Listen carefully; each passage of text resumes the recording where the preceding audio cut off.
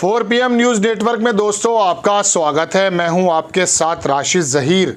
कल संसद का दिन रहा और आपके सामने तमाम ये खबरें आती रहीं कि किसने क्या किया है। आप में से एक बहुत बड़ा तबका इस बात की उम्मीद कर रहा था और वोट भी दिया था कि इंडिया गठबंधन की सरकार बन जाएगी, लेकिन कांग्रेस के नेता, इंडिया गठबंधन के नेता बहुत ज़्यादा जल्दी में दिखाई नहीं दे रहे थे, क्योंकि उनको मालूम था कि सरकार का हश्र क्या होने वाला है। कल ही आपको पता चल गया होगा जब मोदी जी कह रहे थे कि बहुमत के लिए तो आंकड़ा ज़रूरी है, लेकिन सरकार चलाने के लिए तो आंकड़ा ज़रूरी है, लेकिन देश को चलाने के लिए सबके समर्थन की ज़रूरत महसूस होती है। यानी कि मोदी जी इस बात को रियलाइज़ कर गए इस 10 बरस में कि आखिरकार उनकी सरकार जो है, जो अल्पमत में है, उनकी पार्टी के एतबार से अगर बाहर के लोग समर्थन ना दें तो सरकार गिर जाएगी। तो चलिए, अच्छी बात है। कभी कभी हम पॉलिटिकल साइंस में पढ़ा करते थे कि मजबूत विपक्ष सत्ता पक्ष को निरंकुश नहीं होने देता। वो जो दुनिया भर की पॉलिसीज़ ला करके डराया जाता था देश के, ख़ास करके अल्पसंख्यक एक समुदाय को, ऐसा कर देंगे, वैसा कर देंगे, ये बदल देंगे, वो बदल देंगे, मोदी जी का नेचर बिल्कुल चेंज नज़र आया और ये अच्छी बात है। लेकिन राहुल गांधी का फाइनेंशियल टाइम्स में एक बयान छपा दोस्तों, और फाइनेंशियल टाइम्स के इस बयान के अंदर ये बात साबित हुई है कि आखिरकार इंडिया गठबंधन या राहुल गांधी या कांग्रेस के पक्ष में लगभग 25 हो सकते हैं, 20 हो सकते हैं, 30 हो सकते हैं, संख्या खुली हुई नहीं है, लेकिन एनडीए के सहयोगी सांसद शायद इंडिया के गठबंधन के पक्ष में हों और भविष्य में यह सरकार गिर सकती है। फाइनेंशियल टाइम्स एक अच्छा रेस्पेक्टेबल अखबार है, इस वजह से राहुल गांधी का इसका बयान है। मैं आपको दिखाता हूं। Narendra Modi's government will struggle to survive. Narendra Modi की जो गवर्नमेंट है वो स्ट्रगल करेगी सर्वाइवल के लिए। Indian opposition leader Rahul Gandhi ने यह कहा है। बड़ी लंबी रिपोर्ट है, लेकिन मैं आपको इसके सबसे नीचे वाले पैराग्राफ में लेकर जाने की कोशिश करता हूं। आपकी स्क्रीन पर खबर है, आप देखेंगे कि गांधी ने क्लेम किया, यानी कि राहुल गांधी ने, कि fair condition opposition India alliance के बारे में कि बहुत अच्छी मेजोरिटी उनके पास है, विदाउट एनी डाउट। लेकिन नीचे देखें, the number are such that are very fragile. ये जो मोदी जी के पास नंबर हैं ये बड़े कमज़ोर हैं, टूट सकते हैं।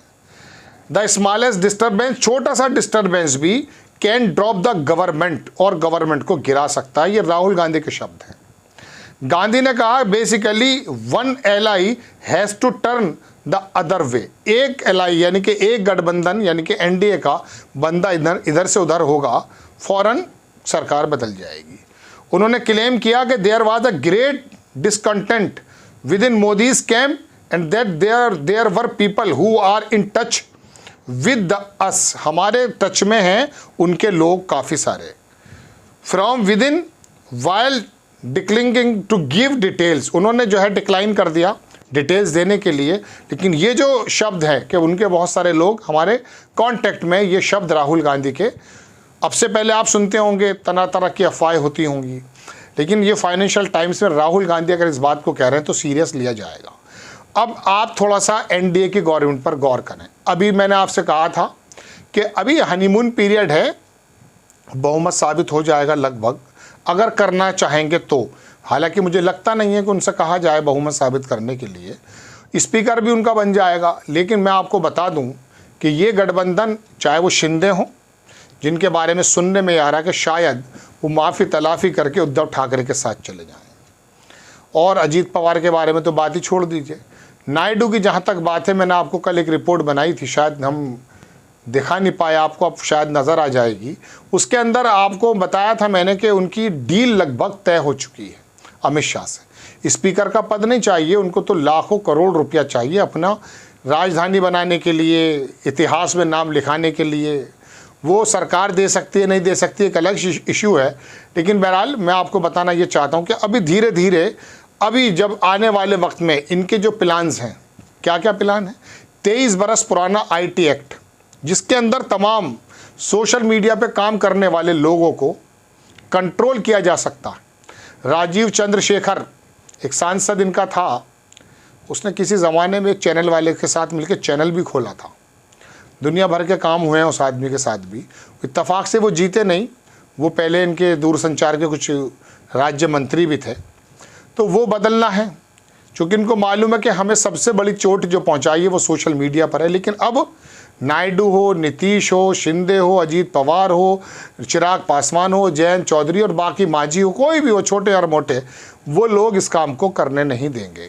वो निरंकुशता जो हुआ करती थी कि एक ही फरमान का जारी कर दिया, ना किसी विदेश मंत्री की ज़रूरत, ना किसी फाइनेंस मिनिस्टर की ज़रूरत, बस महामहिम के मुंह से निकला हुआ शब्द काफ़ी हुआ करता था, उसमें तो विराम लग गया। लेकिन राहुल गांधी का ये बात कह देना फाइनेंशियल टाइम्स के अंदर कि उनके लोग हमारे टच में हैं, सूत्रों से पता चलता है कि 25 से 30 सांसद कांग्रेस यानी कि इंडिया गठबंधन, चाहे उसमें सीताराम येचुरी हों, अखिलेश यादव हों, बाकी तमाम लोग हों, इनके पक्ष में। बंगाल के अंदर तो मैं आपको पहले बता भी चुका हूँ, 3 सांसद लगभग टीएमसी के कांटेक्ट में, उनके तो वैसे भी 18 में से कम रह गए हैं।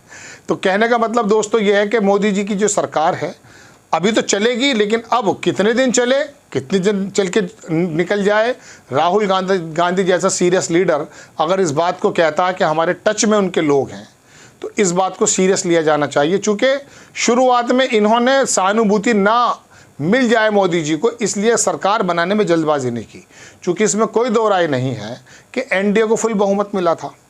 अब एनडीए नीतीश कुमार कब पलटी मारते हैं, नहीं मारते हैं, नायडू कब जाते हैं, आते हैं, क्या होता है, इसके बारे में कुछ नहीं कहा जा सकता। दूसरी बात, बीजेपी के अंदर भी बहुत ज़्यादा रोष है, आरएसएस नाराज़ है, जो दूसरे नेता थे वो भी बात दिखाने लगे हैं, वसुंधरा राजे नाराज़ हैं, उनको दरकिनार कर दिया जा रहा है।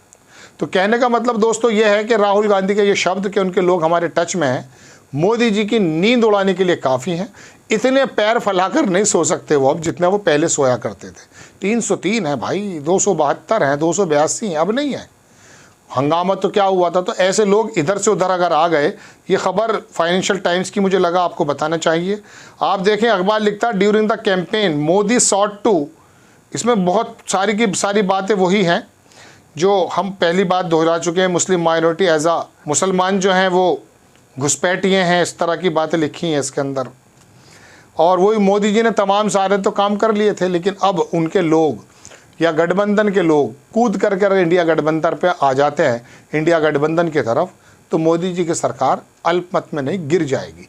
ये बात दीगर है कि स्पीकर जो बहुत कम बातों पे रोज़ा खोल के चले गए नायडू साहब, या चले जाएंगे जैसा कि बताया जा रहा है, स्पीकर अगर वाकई विपक्ष के लोगों के हाथ में होता तो शायद खेल और जल्दी हो जाता। आपको खबर कैसी लगी अपनी राय कमेंट्स बॉक्स में ज़रूर दीजिए। चैनल को सब्सक्राइब कीजिए, शेयर कीजिए। नेक्स्ट टाइम मैं किसी खबर के साथ हाजिर होता हूँ। जय हिंद।